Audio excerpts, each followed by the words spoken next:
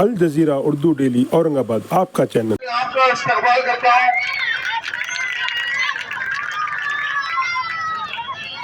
मजलिस इत्तेहाद मुस्लिमीन के अब्दुल अजीज उम्मीदवार जनाब इम्तियाज जलील साहब, यहाँ पर बैठे हुए मोहल्ले के सभी बुजुर्ग, नौजवान साथियों, अस्सलाम वालेकुम रहमतुल्लाहि व बरकातुहू। मुझे पता है कि आप लोग क्या सुनना चाहते हैं। वो नारे तकबीर। मैं आप लोगों का ज्यादा वक्त नहीं लूंगा, लेकिन मैं आपके मोहल्ले का बच्चा होने के ताल्लुक से, आपका बेटा होने के नाते मेरा फर्ज बनता है कि मैं आपसे वोट की भीख मांगू। और वोट की भीख मैं मेरे लिए नहीं मालूम मांगूंगा, मैं वोट की भीख आपसे इत्तेहाद के लिए मांगूंगा। मैं वोट की भीख इम्तियाज जलील के लिए नहीं मांगूंगा, मैं वोट की भीख मेरी जमात और मेरा सदर असदुद्दीन अवैसी के लिए आपसे वोट की भीख मांगूंगा। हम लोग बिछड़ गए हैं, हमें गुमराह किया जा रहा है। आप लोग देख रहे हैं ये किरारपुरा परिसर के अंदर, इस किरारपुरा परिसर को एक वक्त में लोग यहाँ आने से डरा करते थे, यहाँ तक कि यहाँ पर पुलिस भी आने से डरा करती थी।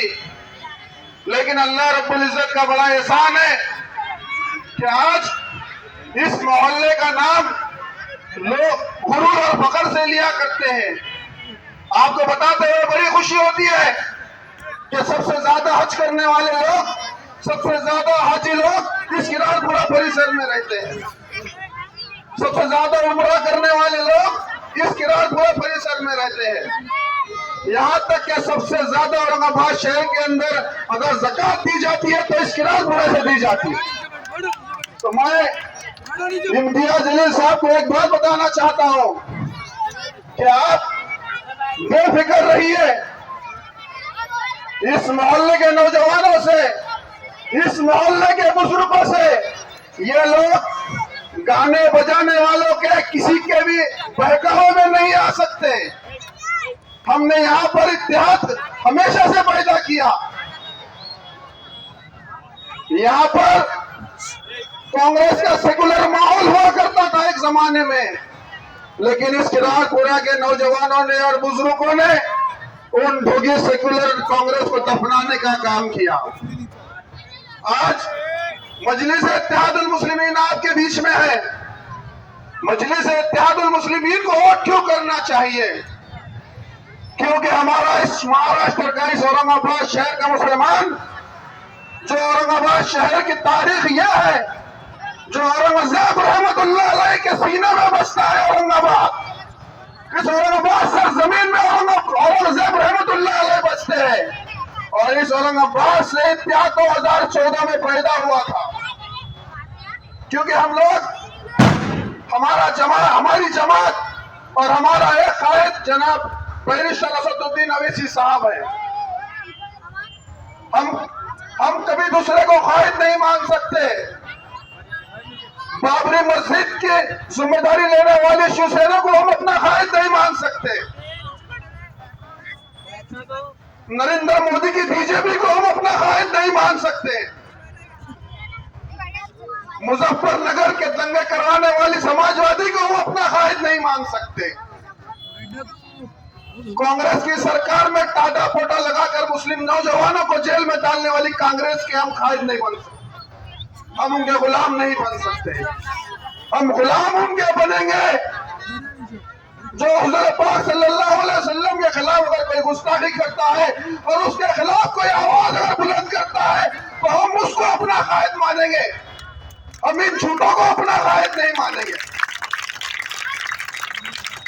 आप लोग तो देख रहे हैं कि कैसे कैसे लोग अपनी अपनी किस्मत को आजमा रहे हैं। मैं आप लोगों का ज्यादा वक्त नहीं लूंगा, लेकिन आप लोगों को बताना जरूरी है। अभी हमारे पास एक प्रोग्राम हुआ था, आपने फोटोज देखे होंगे। हजारों की तादाद में मसूरात को यहाँ पर लाया गया, रोड पे बिठाया गया। उसमें हमारी माँ बहनें, हिंदू समाज की सबकी माँ बहनों को यहाँ पर रोड पे बिठाया गया। तकरीबन 5,000 की तादाद में महिला को पैसा देकर यहाँ बुलाया गया।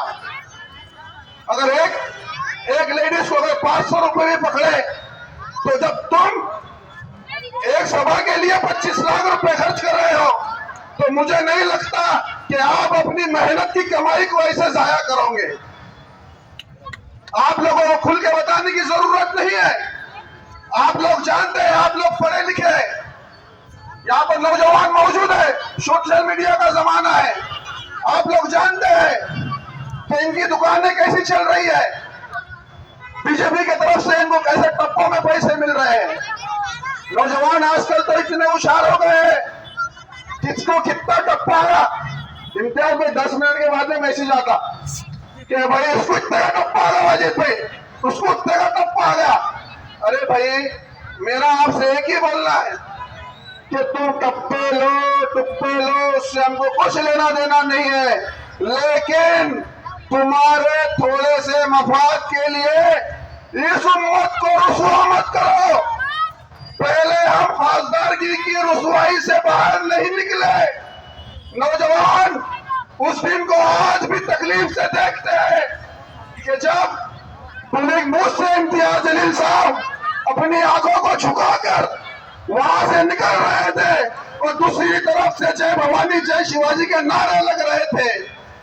मैं तो यह सोच कर गया था कि वहां पे नारे तकबीर अल्लाह अकबर का नारा लगेगा, लेकिन मेरे आंखों में आंसू थे। इम्तियाज जलील का छोटा लड़का मुझसे लिपट कर रो रहा था और कह रहा था, वाजिद भाई क्या कुछ कहाँ कम पड़ गए।